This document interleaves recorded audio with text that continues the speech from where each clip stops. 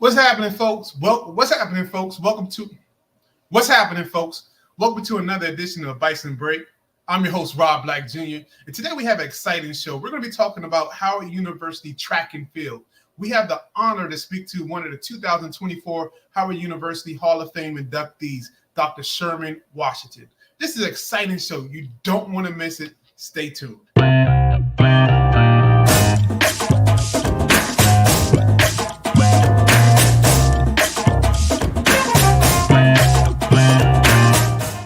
Hey, Dr. Washington, how you doing? It's a great day in Las Vegas. I'm glad to be here. How are you? Man, I'm exquisitely well.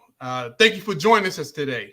You know, we're excited to have you on the Bison Break Podcast. Excited to really talk about you and talk about track and all the different things that, you know, how you got in the track and then, you know, things, what the importance of what the Hall of Fame means to you. So just want to start off just a level set. So how, you know, tell me exactly your upbringing. Where exactly were you born? And, you know, how did you get into track?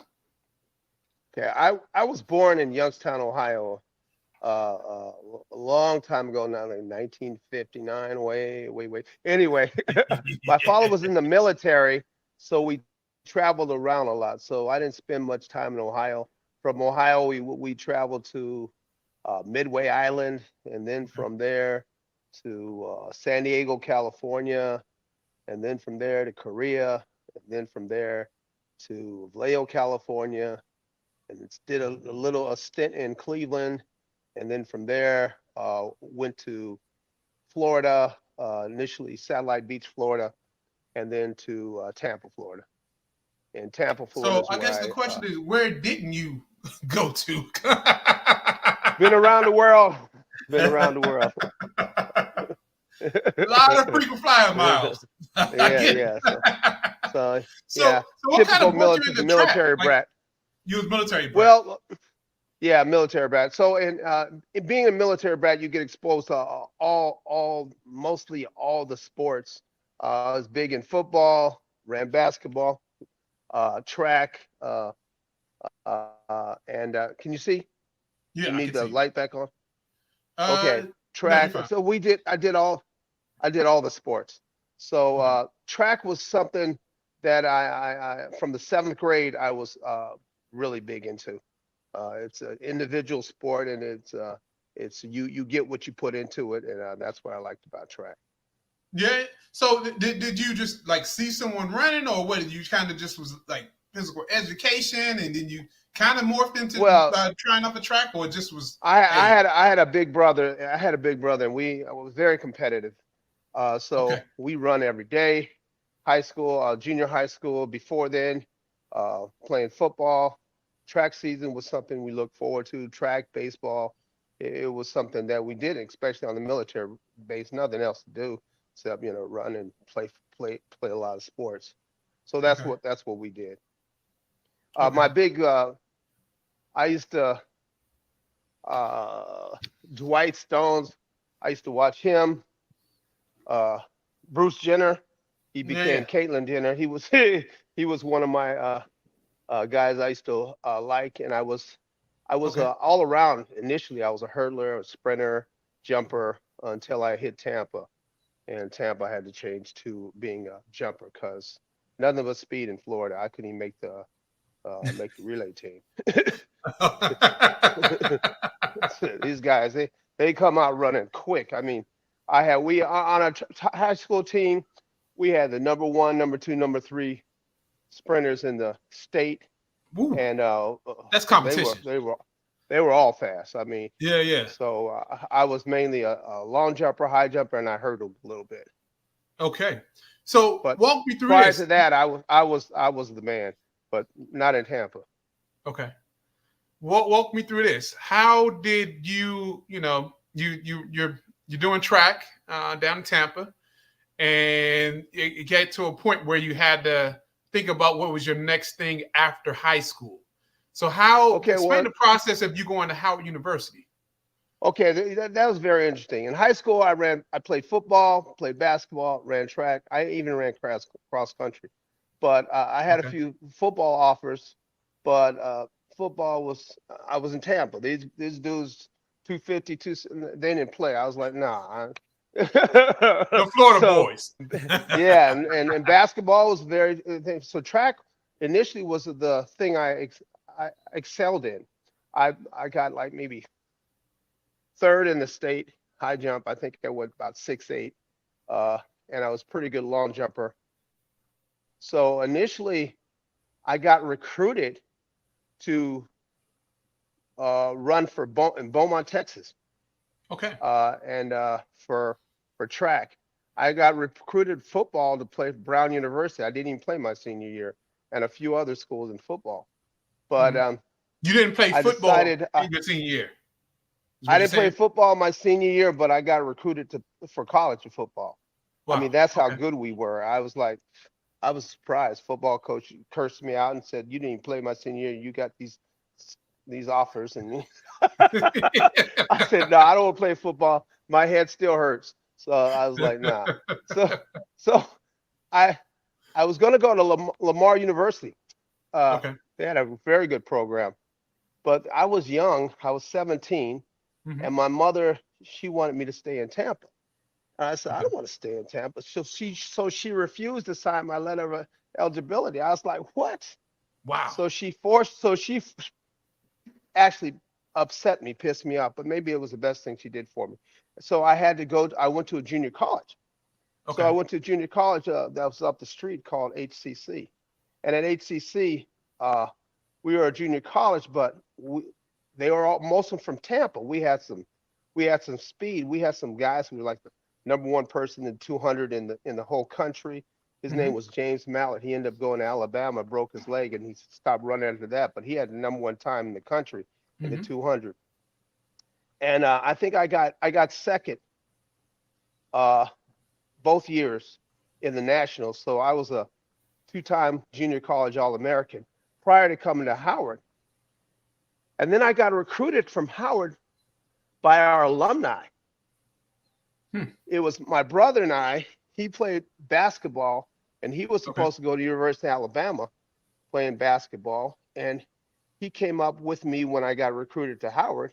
And by the Alumni Association, I didn't even know anything about Howard. I was like, well, I was confused. I didn't know what Howard University. The only black college that I knew was Florida A&M and Bethune-Cookman, because I used to work at their football games.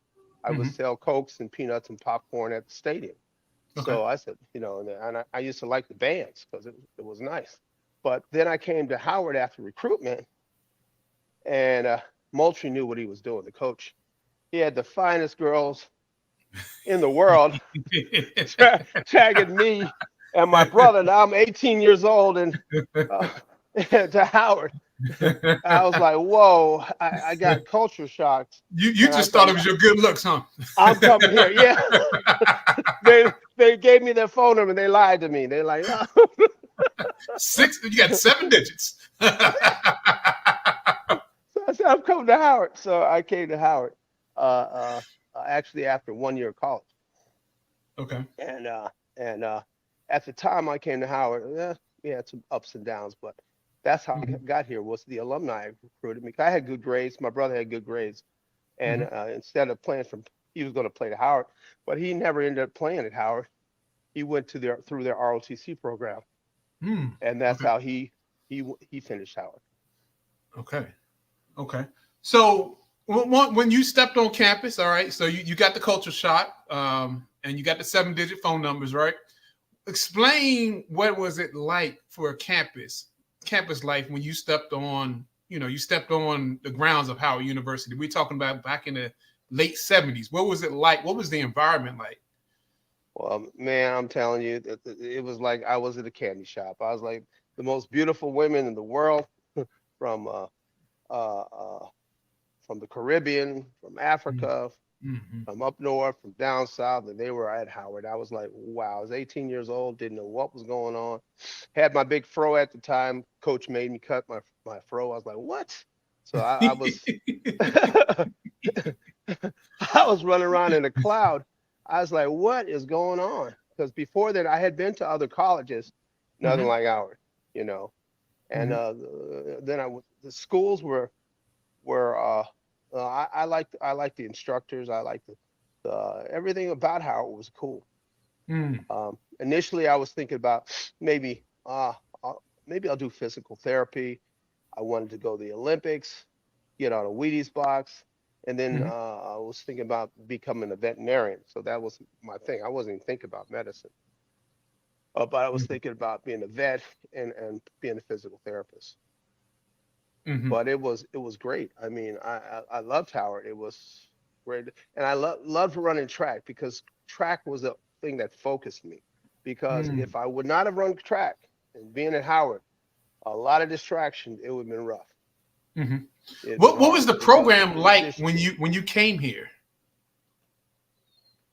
well, program was mainly for runners. The Okay. coach was a quarter mile coach. Distance people, we really didn't have much going on. We didn't even have a high jump pit when I got here. Wow. I used to have to go to University of Maryland to practice there. We didn't even have a high jump pit.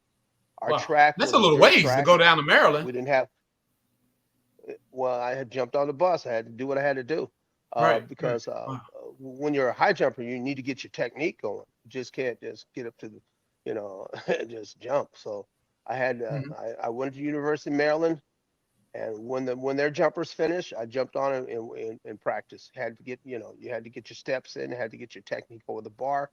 So that's what I did. I would go up there. Uh, I would do a lot of stuff around Banneker used to have a thing right behind Howard. I trained Mhm. there. I trained at Howard. I used to go into the School of Fine Arts. Mhm. They had gymnastics stuff there. I would practice there on their a lot of stuff is proprioception in the air. I would practice there on their trampoline a lot.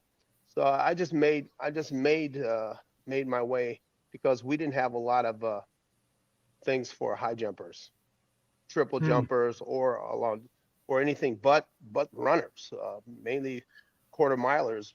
Well, that's we were a quarter mile school. Everyone was running the quarter. Coach tried to get me to run the quarter. That was not a good thing. Not today. Nah. So were you one of the first early jumpers, high jumpers, or was I there was I people before, or just that they didn't have the ability to invest into it at that time? I think I was the first high jumper for Howard. Okay. They had a triple jumper who actually went to the NCAA. He was a Nigerian guy. I thought EU, I think his name was. He was Hmm. pretty good. He was an orthopedist. He ended up being an orthopedist at Howard from Hmm. Howard. He was like one of my early mentors because he did it. And he was a triple jumper at Howard, and he didn't have much facilities or coaching. But Victor Egu, that was his name. Hmm. He's now he's Dr. Victor Egu. He's an orthopedist. I don't know where he is, but Okay. I talked to him maybe 10 years ago. He was doing good, doing well. Wow. So help me understand this. What would you consider like your greatest achievement being on the track team at Howard? Well, I think my greatest achievement of being as far as it probably wouldn't be the height I jumped. I think I went 7'3" or around 7'3" at the MEAC championship one year. I never lost the MEAC championship. I always won the MEAC. Mm. I think that was my greatest achievement. I think one of the I love the network of the individuals I met there. Uh, Hmm. like they were David Charlton. I think he coached the Bohemian national team, and he was a great quarter miler. And his daughter, I think had the number one time in the hurdles last year. She's Oh. from Bahamas too. Uh, Roberta Charles. She was a great Olympian from Antigua, and she still resides in the area. I think her daughter plays for WNBA. Uh, Oh. Okay. uh, Bernard Oliver.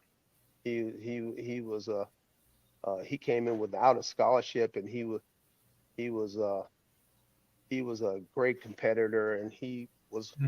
one of the guys who was on the national team too. some great guys. There's just a network of people. I Mm-hmm. learned a lot about Black people from different areas.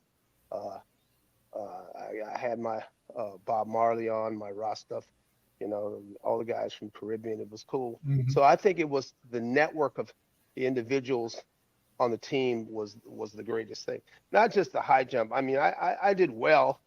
I did really, really. I maybe was rated fifth in the country at the time. And Mm-hmm. I went to medical school at Howard, and it's mainly the network of people you establish at Howard, and yeah, that's the best thing.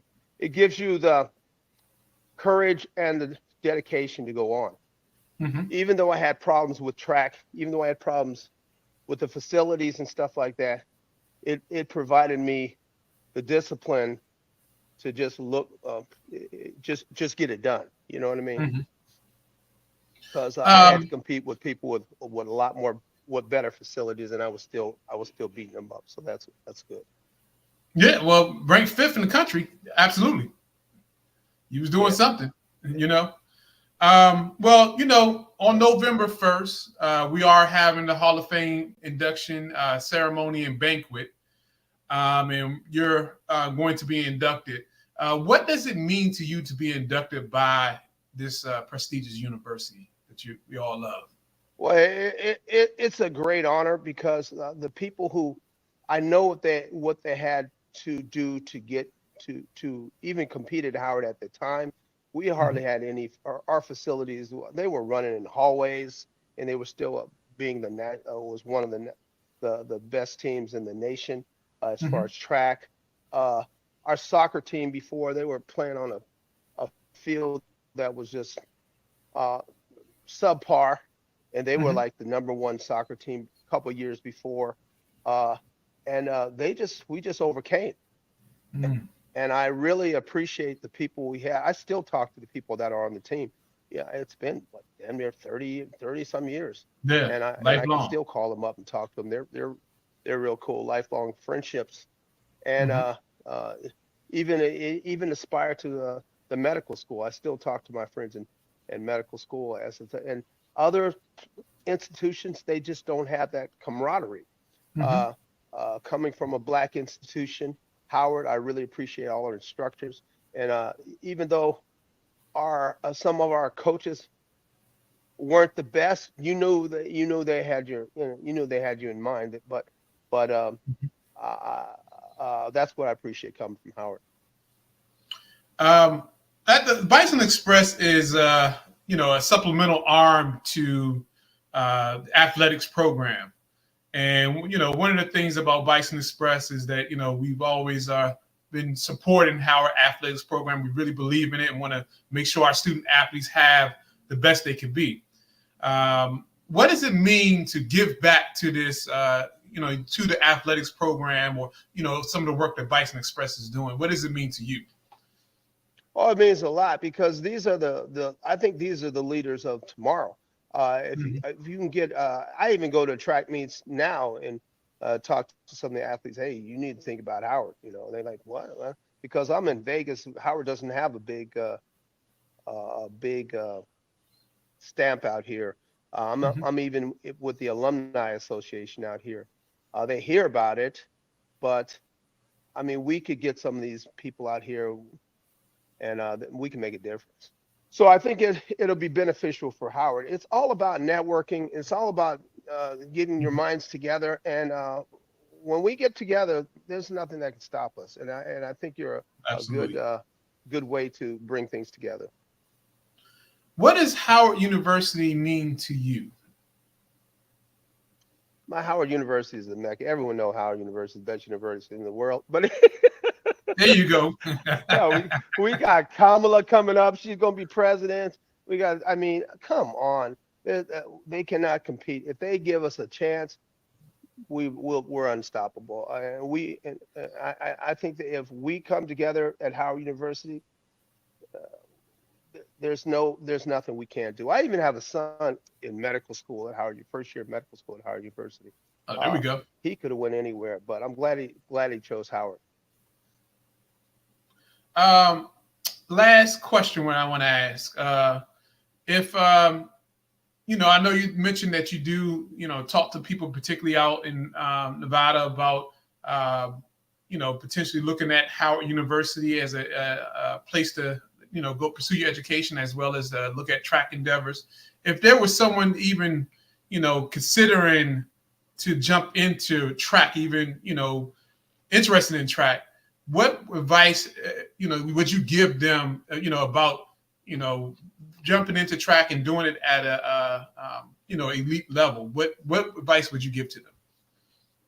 Well, just continue to strive and improve. Some of the times it might seem like you are by yourself and the road is long, but what you do in the dark will come to the light. And just continue working. Howard has right now they're positioned to be a track power. You have the gold medalist who, as the head coach, he knows what to do. And if he can get more support, I mean, there's nothing that they can't do. They have people I went to the Olympic trials with Bernard Oliver, one of my track buddies, and we had people at Howard in those Olympic trials, and they're young. So we're getting ready I think we're getting ready to explode. If they just get a little more support, man, I think Howard would be a great place. We have the Caribbeans, we have Africa, and great runners over there. They would love to come to Howard, but we just need to go recruit them. Yeah, absolutely. You're not alone at Howard. Most other schools, if you're a black athlete, you're kind of alone by yourself. You know what I mean? At Howard is like a camaraderie. I mean, though I went to Howard, I mean, my brother was there. I had two cousins, and a cousin in law school, a cousin in dental school, and two other cousins in engineering and computer science. All the time I was at Howard, I was like a little family reunion. It makes a big difference. Yeah, I get it. Yeah. That's like 6 different family members there. Yeah. It was like homecoming. I was like, what? Right. Well, Dr. Washington, I want to thank you for your time today. I appreciate you joining Bison Break today and sharing your experience at Howard University and, running track, and then also being inducted into the Hall of Fame. I want to, definitely tell you congratulations as well into your induction. And, thank you for coming on. Oh, thank you. And shout out to Howard University and Howard University College of Medicine's class of 1985. There we go. And everything's good. All right. All right, brother. All right. You take care. You too. All right. And thank you for joining us today for Bison Break. We want to definitely thank Dr. Washington for joining us today on the Bison Break Podcast. Make sure you stay connected with us and follow us on your favorite social media channels at Bison Express, or you can follow us at bisonexpress.org. I'm your host, Rob Black Jr., and I will see you on the other side of your goal.